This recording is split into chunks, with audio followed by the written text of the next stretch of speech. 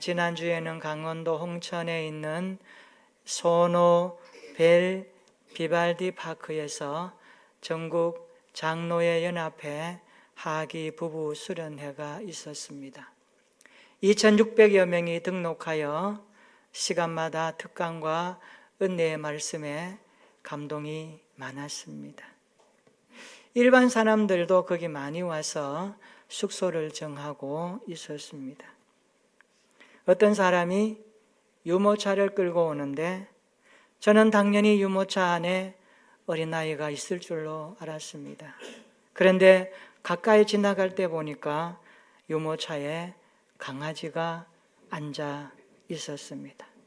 요즘에는 애완견 천만 시대라고 하니 이런 광경도 있을 수 있겠다 생각했습니다. 조금 있다가 지나가는데 아주 건장한 외국 남성이 유모차를 끌고 왔습니다. 아이가 있는가 보다. 자세히 살펴보니 거기에는 검은 큰 강아지가 떡 서 있었습니다. 유모차에는 아이가 없고 강아지가 타고 있는 세상이 되고 있는 것 같습니다. 다음날 아침 식사를 하고 지나가는데 이번에는 그 홀의 로비에 여자분이 유모차를 끌고 지나갑니다. 제가 이런 생각이 들었습니다. 저 유모차 안에는 아이가 있을까, 강아지가 있을까? 가까이 가서 보니까 이번에는 아이가 새근새근 잠자고 있었습니다. 아이가 귀한 세상인 것 같습니다. 제가 있었던 숙소 옆에 건물은 강아지와 동반 여행하는 소노펫이라고 하는 숙소가 있었습니다.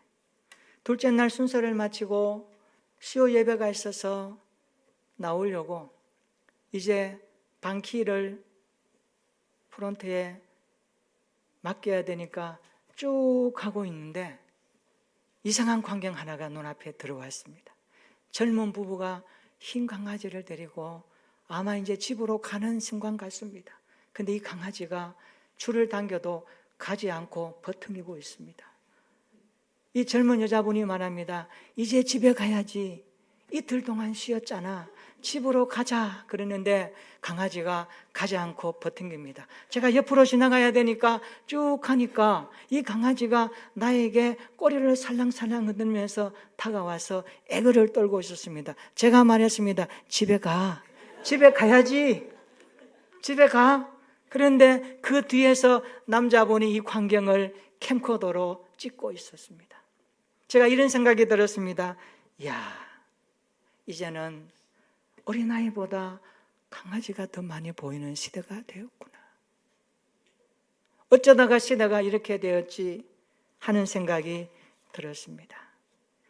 요즘은 우리 모두에게 주어지는 시대적 메시지가 참 많은 것 같습니다. 요즘은 부모의 품에 안겨야 될 아이가 점점 사라지고 그 품을 강아지가 차지하는 것 같습니다. 제가 그 광경을 보고 이런 생각이 문득 들었습니다. 아, 이러다가 교회도 강아지 돌봄 교사가 생길 수 있겠다. 그 생각이 문득 찾아왔습니다. 여러분, 어떤 분이 이런 말 하더라고요. 강아지한테 너 아빠야, 너 엄마야. 강아지한테 아기라고 이런 이름을 지어주더라고요. 아, 시대가 참 이래도 되는 건가. 여러분 중에 강아지 좋아하는 분들 많을 줄 압니다. 제가 이렇게 소외하는 게 아닙니다. 아, 시대가 이렇게 오늘 우리 앞에 성큼 다가왔구나. 이런 생각이 많이 듭니다. 물론 여기에는 저출산으로 인하여 젊은이들이 결혼을 기피하는 시대적 아픔도 있지만 또 한편으로 사람이 갈수록 인간미가 떨어지니까 사람 상태하고 사람 대하고 부닥기는 상처와 아픔을 이제 그 동물이 오히려 더 낫다라고 생각하면서 가까이 애완견으로 기를 수 있는 시대적인 심리적인 요인도 이해할 수 있습니다. 오늘 본문은 한 자녀로 인해서 고뇌하는 인간의 모습을 우리는 볼 수가 있습니다. 그 사람은 우리가 잘 아는 야곱이라는 사람입니다. 창세기 41장에 보면 요셉이 바로의 꿈을 해석합니다. 그리고 애굽의 총리가 되지요. 그 꿈대로 되어가고 있습니다. 그런데 바로의 꿈은 7년 풍년이고 7년 흉년입니다. 요셉은 7년 풍년에 많은 곡식을 저장합니다. 그래서 7년 흉년에 대비하여 애굽에는 곡식이 가득 있습니다. 그런데 각국 백성들은 양식을 사려고 애굽에 몰려오고 있었습니다. 온 세상의 기근이 심했다라고 성경은 말씀합니다. 42장에 보면 야곱이 애굽에 곡식이 있다는 소식을 듣습니다. 야곱의 식구들도 먹을 것이 다 떨어졌습니다. 자식들을 보내서 말합니다. 얘들아, 애굽 가서 곡식 좀 사와야 되겠다. 자녀들 10명 다 보내면서 마지막 막내 베냐민은 곁에 두었습니다. 곡식을 사러 온 형들은 총리 요셉을 알아보지 못했지만 요셉은 형들을 단번에 알아보았다고 말씀합니다. 여러분, 창세기 42장 8절 한번 보세요. 한번 읽어볼까요? 그 당시 대면했던 형제들의 모습을 이렇게 기록합니다. 창세기 42장 8절입니다. 시작. 요셉은 그의 형들을 알아보았으나 그들은 요셉을 알아보지 못하더라. 아멘. 42장 9절에도 보세요. 요셉이 그들에게 대하여 꾼 꿈을 생각하고 그들에게 이르되 너희는 정탐꾼들이라. 이 나라의 틈을 엿보려고 왔느니라. 아닙니다. 우리는 정탐꾼이 아닙니다. 우리는 한 사람의 아들로서 정탐하러 온 것이 아닙니다. 형제들이 말합니다. 그런데 요셉이 어떻게 합니까? 42장 12절 보십시오. 요셉이 그들에게 이르되 아니라 너희가 이 나라의 틈을 엿보러 왔느니라. 아닙니다. 우리는 12 형제들이었습니다. 한 사람의 아들들이었습니다. 막내 아들은 아버지와 있고 함께 있고 또 하나는 없어졌습니다. 요셉이 들으니까 기가 차죠. 자기 이야기를 하고 있는 겁니다. 요셉이 말합니다. 막내를 데려오라. 그렇지 않으면 너희 중에 시므온을 내가 볼모로 잡아서 돌려보내지 않으리라. 그리고 나머지 형제들은 곡식을 사게 해서 고향으로 돌려보냅니다. 성경학자들은 요셉이 왜 시므온을 볼모로 잡아두었을까라고 연구한 결과 이런 내용을 소개합니다. 아마 요셉을 죽이는데 가장 앞장섰던 형제가 시므온이 아닐까. 또 보면 시므온은 세겜의 학살 사건 가운데 가장 앞장섰던 폭력적이고 잔인한 사람이었습니다. 야곱은 돌아온 그동안의 자녀들의 이야기를 다 듣습니다. 어떻게 되었느냐? 곡식은 사왔느냐? 그런데 아버지, 시므온 형님이 볼모로 잡혀 있습니다.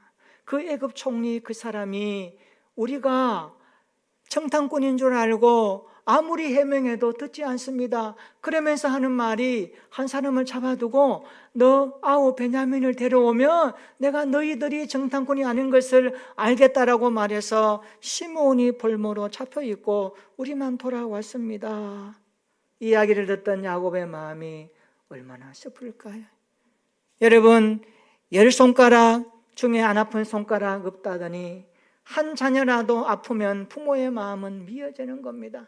야곱의 마음이 어땠을까요? 창세기 42장 38절에 당시의 야곱의 심령을 이렇게 기록하고 있습니다. 한번 읽어볼까요? 창세기 42장 38절입니다. 다 같이 시작.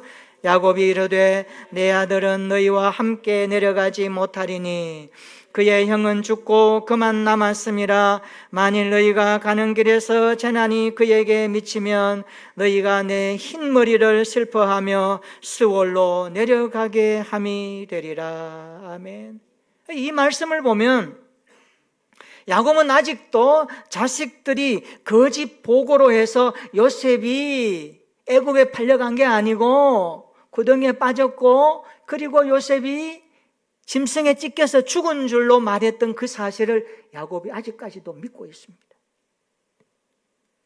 그리고 요세프의 유일한 동생 베냐민까지 죽게 되면 자신이 그 아이를 위해서 애곡하는 그 고통이 마치 스올에 내려가는 고통 같다라고 야곱의 심정을 그렇게 이야기합니다. 여러분, 자식으로 인하여 야곱이 스올 음부의 고통을 경험할 것을 그는 알았기에 내 베냐민 못 보낸다, 내 베냐민 보낼 수 없다라는 야곱의 이 마음을 여러분 이해하십니까? 그리고 창세기 43장 1절 2절에는 이렇게 시작합니다. 한번 읽어볼까요? 창세기 43장 1절과 2절입니다. 시작. 그 땅에 기근이 심하고 그들이 애굽에서 가져온 곡식을 다 먹으매 그 아버지가 그들에게 이르되 다시 가서 우리를 위하여 양식을 조금 사오라. 아멘. 이게 보세요. 그 땅에 기근이 심했다 그랬습니다. 기근이 심하니까 생존에 문제가 생기는 겁니다. 여러분, 우리 과거에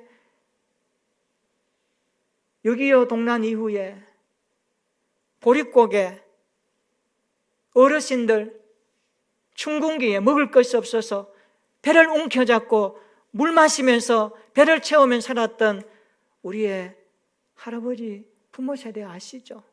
사람이 먹어야 사는 겁니다. 그 땅에 기근이 심하니까 야곱의 가족도 이제는 생존에 문제가 생겼습니다. 애굽에서 사온 그 식량도 다 떨어지고 없습니다. 어떻게 해야 할까요? 곡식을 사오려면 베냐민을 데리고 가야 합니다. 유다가 났습니다. 아버지, 43장 9절에 보세요. 아버지, 내가 그를 위하여 담보가 되겠습니다. 무슨 말씀입니까? 베냐민의 안전을 내가 책임질 테니까 걱정하지 말고 베냐민과 함께 다녀오도록 허락해 주십시오. 그런 뜻입니다. 모든 사람이 굶주릴 위기에 처한 마당에 그냥 있자니 먹을 것이 없고 그렇다고 베냐민을 보내자니 불안하고 야곱의 마음이 타들어가는 것입니다. 그런데 11절에 보니까 야곱이 예물을 준비합니다. 유황과 꿀과 향품과 몰약과 유향나무 열매와 감복숭아를 준비합니다. 한번 생각해 봅시다. 지금 가나안 땅에 기근이 심합니다. 먹을 것이 없습니다. 그런데 어떻게 야곱이 이런 예물을 준비합니까? 기근에 어떻게 이런 예물이 준비될 만한 그런 것들이 있습니까? 여러분, 이런 질문이 있겠지만 사실 야곱이 준비한 예물들은 기근에 크게 영향을 받지 않았다고 합니다. 향료와 과실료들은 특히 가뭄에 더 향과 맛을 내는 것들로 준비해서 이것은 애굽에서 나지 않은 것이니까 가나안의 토산물들입니다. 그래서 애굽 총리의 환심을 사기 위해서 야곱이 마음을 다해서 준비한 그 마음을 우리는 알아볼 수 있습니다. 그리고 야곱은 베냐민을 보내기로 결심합니다. 오늘 본문 12절 13절 한번 읽어볼까요? 다 같이 읽어봅니다. 시작. 너희 손에 갑자리의 돈을 가지고 너희 자루하기에 도로 넣어져 있던 그 돈을 가지고 가라. 혹 잘못 있었을까 두렵도다. 내 아우도 데리고 떠나 다시 그 사람에게로 가라. 아멘. 야곱은 베냐민을 보내기로 결심합니다. 그리고 애굽 총리의 마음을 누그러뜨리려고 가나안 토사물을 정성껏 예물로 준비하여 보냅니다. 그리고 이렇게 말합니다. 14절 한번 읽어볼까요? 다 같이 시작. 전능하신 하나님께서 그 사람 앞에서 너희에게 은혜를 베푸사 그 사람으로 너희 다른 형제와 베냐민을 돌려보내게 하시기를 원하노라. 내가 자식을 잃게 되면 이르리로다. 아멘. 따라해 볼까요? 내가 자식을 잃게 되면 이르리로다. 여러분, 부모가 자식을 잃는 것을 누가 원하겠습니까? 자식이 죽는데 내어주는 부모가 세상에 한 사람도 없습니다. 야곱에게 베냐민은 어떤 아들입니까? 외삼촌 라반의 집에서 20년간 물슴살이 하면서 4명의 아내와 11명의 아들을 얻었습니다. 그런데 베냐민은 라헬이 베델을 떠나 에브라스로 가는 노중에 해산하다가 너무 고통 중에 해산하다가 죽으면서 낳은 아들이 베냐민입니다. 그래서 베냐민의 이름이 베노니, 슬픔의 아들로 정했다가 나중에 야곱이 베냐민으로 이름을 지었습니다. 야곱이 베냐민을 볼 때마다 고통 중에 낳은 남편, 그토록 사랑했던 라헬이 생각나지 않겠습니까? 라헬을 얻기 위해서 외삼촌 라반의 집에서 7년을 하루같이 지냈던 그날의 삶이 주마등처럼 지나가지 않겠습니까? 그런데 이 베냐민을 놓아줘야 된다니 야곱의 마음이 찢어지지 않겠습니까? 여러분, 야곱은 어떤 사람입니까? 형의 발꿈치를 잡고 태어난 사람입니다. 야곱 이름 자체가 빼앗는 자, 속이는 자의 의미를 담고 있습니다. 장자에게 보장된 형 에서의 복을 빼앗기 위해서 팥죽 한 그릇으로 형과 거래한 사람이 야곱입니다. 아버지의 축복을 받기 위해서 이삭까지 속였던 사람이 야곱입니다. 어디 그뿐입니까? 야곱은 외삼촌 라반의 집에서 20년 동안 외삼촌 집에서 머슴살이 하면서 아내와 자녀들을 많이 얻었지만 외삼촌도 허락하지 않았습니다. 그래서 늦게 보면 6년 동안 계약을 체결합니다. 외삼촌, 나한테 품삯 주세요. 그래 하자. 어떻게 할까요?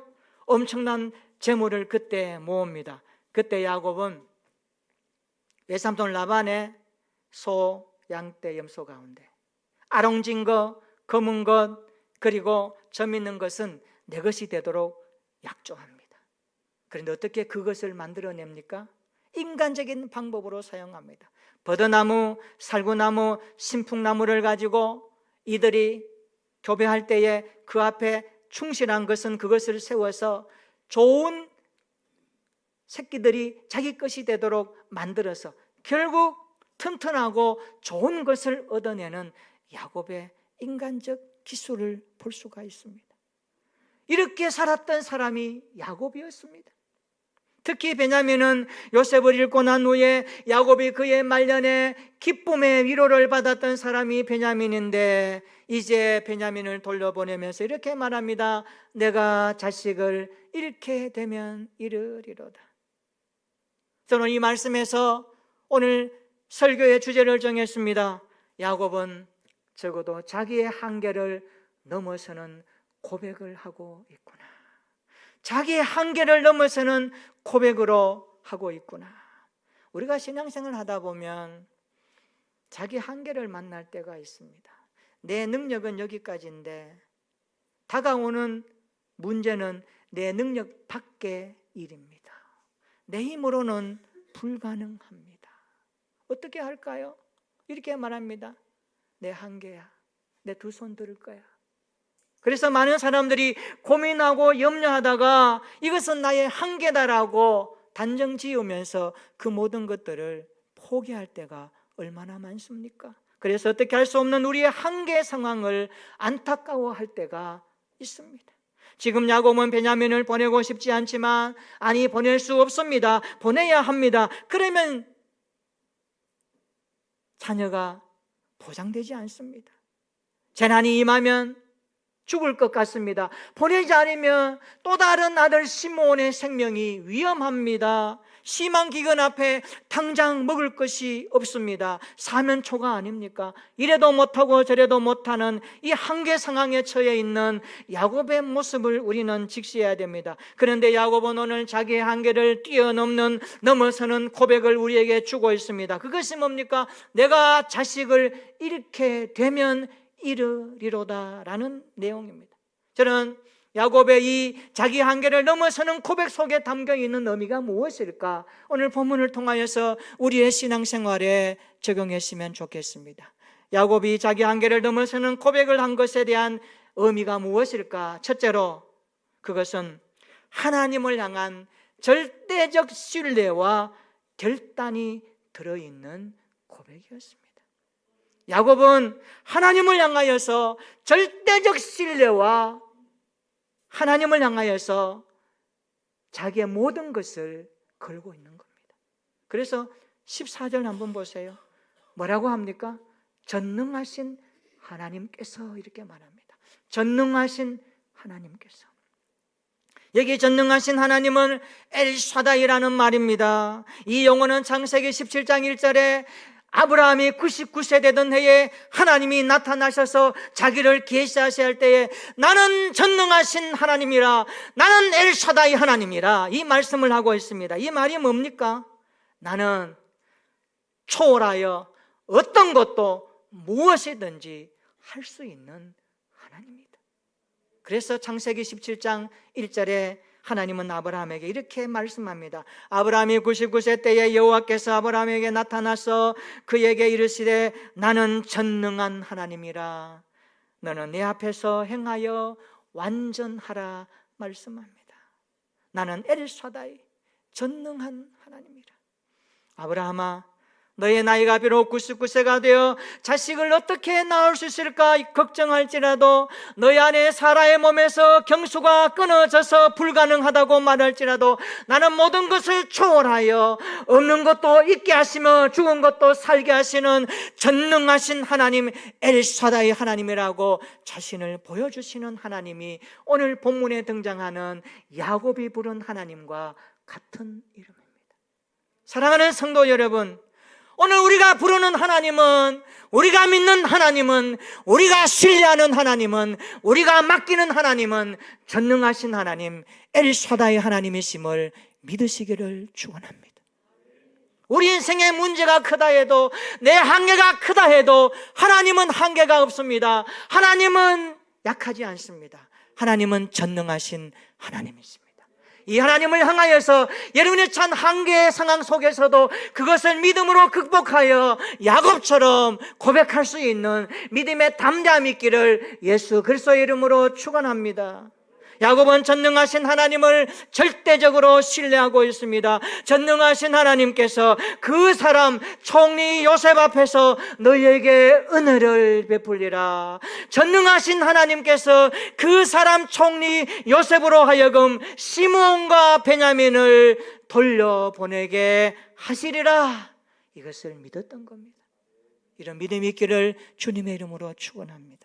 야곱은 자신의 힘을 내려놓고 전능하신 하나님께 온전히 맡기는 겁니다. 그래서 믿음은, 따라합시다. 믿음은 하나님께 내 모든 것을 온전히 맡기는 것입니다. 믿음은 맡김입니다. 오늘 이 예배에 나왔을 때 하나님 앞에 믿음으로 맡긴 거 다 맡기고 돌아가시기를 바랍니다. 염려와 근심과 인생의 고난과 인생의 괴로움과 슬픔과 낙담하게 하는 것들과 우리 인생 사이에 돌짝밭 같은 인생의 걸음걸음 가운데 만났던 모든 괴로움들이 오늘 주님 앞에 다 맡겨드리는 믿음으로 예배드리고 돌아갈 때 자유함으로 기쁨으로 돌아가시기를 축원합니다.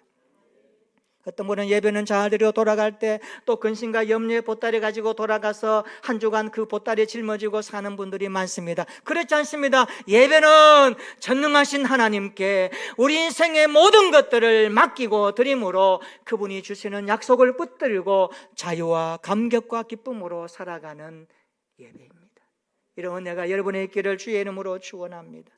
우리가 살다 보면 자기 한계를 만날 때가 있습니다. 그런 상황 가운데서도 하나님을 신뢰하는 절대적 믿음이 있기를 주님의 이름으로 축원합니다. 하나님을 향한 절대적 신뢰와 결단이 여러분의 삶으로 나타나기를 축원합니다. 두 번째로 자기 한계를 넘어서는 야곱의 고백에는 죽음을 통과했음을 보여주고 있습니다. 여러분, 사람이 죽음 앞에서 죽음을 통과한다는 것은 놀라운 일입니다. 모든 인생은 죽음 앞에 두려워합니다. 모든 인생은 죽음의 그림자를 피하고 싶습니다. 인간은 죽음 앞에 벌벌 떨게 되어 있습니다.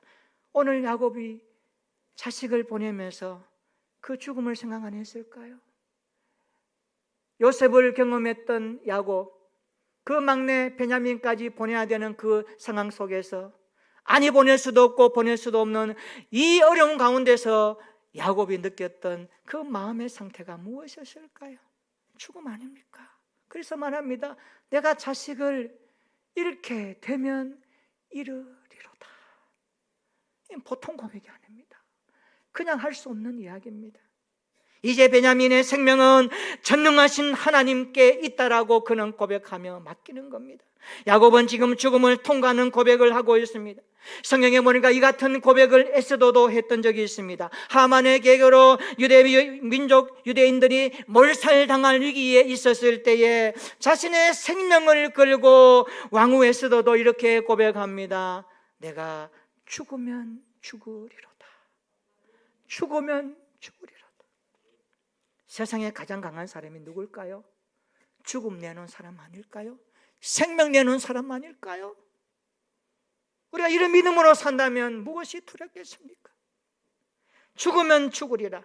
결국 에스더의 이 고백과 함께 유대민족은 살아나는 발판이 되었습니다. 일제강점기 시대의 주기철 목사님은 신사참배를 거부하고 일사각오의 신앙으로 승리했던 적을 알지 않습니까? 그렇습니다. 죽고자 하는 자는 사는 겁니다. 살고자 하는 자는 죽는 것입니다. 여러분, 십자가는 죽음을 통과하는 현장입니다. 죽음을 통과할 때 부활이 찾아오는 것입니다.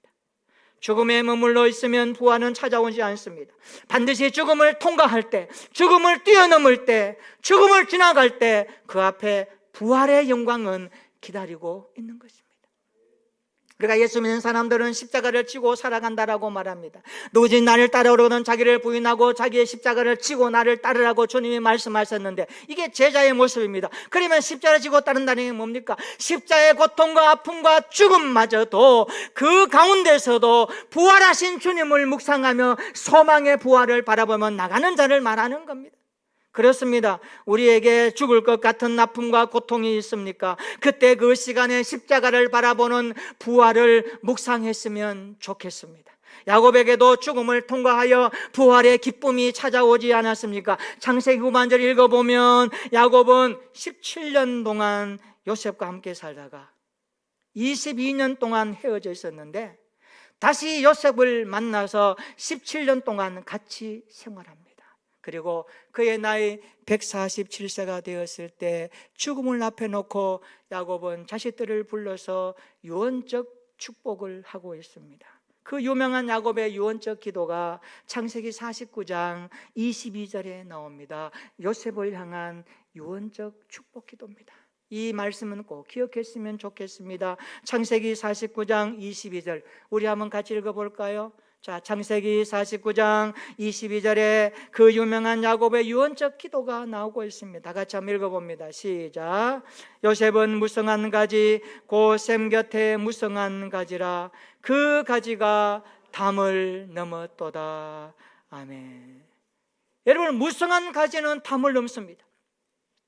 무성한 가지는 담을 넘고 또 넘습니다. 이것은 요셉이 받은 은혜가 요셉에게만 머무르지 아니하고 가족과 이웃과 사회까지 흘러간다라는 내용입니다. 저는 우리 교회 다음 세대 아이들이 요셉처럼 담을 넘는 무성한 가지가 되도록 여러분이 기도하고 축복해 주기를 축원합니다.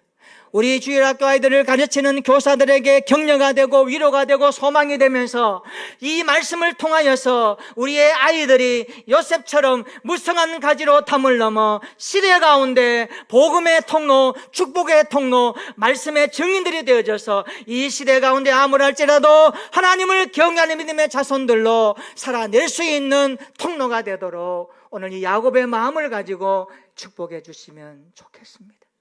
이제 7월달, 8월달 계속 여름 사역이 진행될 것입니다. 우리가 말로만 여름 사역을 위해서 어떻게 할까 고민하지 말고 여러분이 직접 기도하면서 우리 아이들을 생각하면서 교사들을 위해서 기도하며 그 현장을 위해서 기도할 때 오늘 요셉이 무성한 가지로 담을 넘었던 인생으로 쓰임받았던 것처럼 우리의 자녀들이 그런 믿음의 우선들로 쓰임받기를 기도해 주시면 좋겠습니다. 하나님은 너를 통하여 일하실 거야. 너 인생에 놀라운 요셉의 축복이 임할 거야. 너가 요셉이 담을 넘은 무성한 가지처럼 세상을 향하여 쓰임받았던 것처럼 너 인생을 통하여 하나님이 일하실 것을 기대한다. 너를 축복한다. 기도하면서 함께 동력했으면 좋겠습니다. 우리가 살다 보면 자기의 한계를 만날 때가 있습니다. 그런 상황 속에서도 하나님을 향한 절대적 신뢰와 결단이 있었으면 좋겠습니다. 죽음 앞에서도 하나님을 절대 신뢰하는 믿음의 사람이 되었으면 좋겠습니다. 어떤 집사님이 등산을 좋아했답니다. 등산을 하다가 그만 발을 잘못 디뎌서 낭떠러지로 떨어지고 말았습니다. 몸은 대굴대굴 굴러갑니다. 근데 사람이 본능적이라 뭔가를 잡고 싶죠. 한참 굴러가다가 자신도 모르게 뭔가를 잡았는데 나무 뿌리 하나를 잡았습니다. 나무 하나를 잡았습니다. 근데 밑에는 낭떠러지입니다. 그 나무를 붙들고 뿌리를 붙들고 대롱대롱 매달렸습니다. 어떻게 할까요? 순간 집사님은 하나님께 기도합니다. 하나님 살려주세요. 하나님 도와주세요. 하나님 살려주세요. 그때 하나님이 나타나셔서 말씀하셨답니다. 그래, 내가 살려주마. 이제 믿음 생활 잘할 수 있겠니? 그럼요, 내가 잘할 수 있겠습니다. 주님 구애만 주신다면 주님이 시키는 대로 다 하겠습니다. 주님 말씀만 해주십시오. 나를 살려주십시오. 그래, 알겠다. 그때 이런 소리가 들렸다고 합니다. 그래, 그러면 너가 잡은 그 뿌리에서 손을 놓아라. 그러면 내가 너를 잡아주겠다. 순간 이 집사님이 당황했습니다. 어떻게 할까? 놓자니 낭떠러지고 하나님이 놓으라 하니까 안 놓을 수 없고 조금 전에 약속했는데 어떻게 할까요? 이 사람이 순간 고민하다가 위를 쳐다보면서 다시 이렇게 말했다고 합니다. 거기에 다른 분 없습니까? 거기에 다른 분 없습니까? 오늘 이 집사님의 모습이 우리의 모습은 아닐까요? 벼랑 끝에서도 전능하신 하나님을 붙들 수 있는 믿음이 있었으면 좋겠습니다. 내가 자식을 잃게 되면 이르리로다. 자기 한계를 넘어서는 고백으로 하나님을 향한 절대 신뢰와 결단이 삶으로 나타나기를 축원합니다. 자기 한계를 넘어서는 죽음도 통과하여 이 고백으로 부활의 영광을 목도하며 우리 자신도 살고 이웃도 살고 세상도 살리는 믿음의 통로자들이 되었으면 좋겠습니다. 오늘 말씀을 그냥 듣지 맙시다. 우리의 마음에 새기십시다. 나도 야곱 같은 한계 상황에 봉착했을 때 있었을 텐데 나는 어떻게 하지? 오늘 말씀으로 인생의 나침반을 삼읍시다. 나도 자기 한계가 다가올 때 전능하신 하나님, 절대자 하나님을 신뢰하며 의지하리라. 죽음이 앞에 오더라도 죽음이 고통같이 찾아올지라도 내가 믿음의 줄을 놓지 아니하고 하나님을 붙들고 바라보며 부활의 소망을 향하여 달려가리라. 그때 일하실 하나님을 목도하리라. 그래서 내 인생에 일하신 하나님을 간증하고 노래하리라. 이 소망을 가지고 이번 한 주간도 살아내는 저와 여러분들의 일상이 되시기를 예수님의 이름으로 축원합니다. 아멘. 우리 다 같이 한번 기도하겠습니다. 우리가 신앙생활 하다 보면 자기 한계를 만날 때가 있습니다. 아무리 생각하고 고민해봐도 이것은 나의 한계라고 말할 때가 있습니다. 야곱은 이런 자기의 한계를 넘어서는 고백을 하며 이렇게 말합니다. 내가 자식을 잃게 되면 이르리로다. 이렇게 기도합시다. 하나님, 자기 한계를 넘어서는 고백으로 하나님을 향한 절대적 신뢰와 결단이 삶으로 나타나게 하옵소서.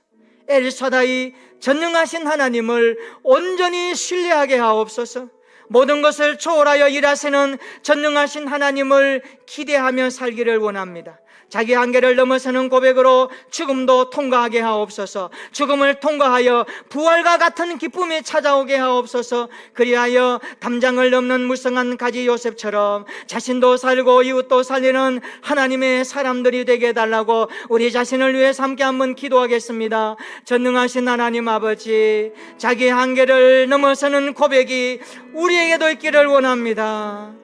야곱은 자기 한계를 넘어서는 고백으로 하나님을 향한 절대적 신뢰와 결단으로 나아갔습니다. 우리도 이런 야곱처럼 하나님을 향하여서 절대 신뢰하며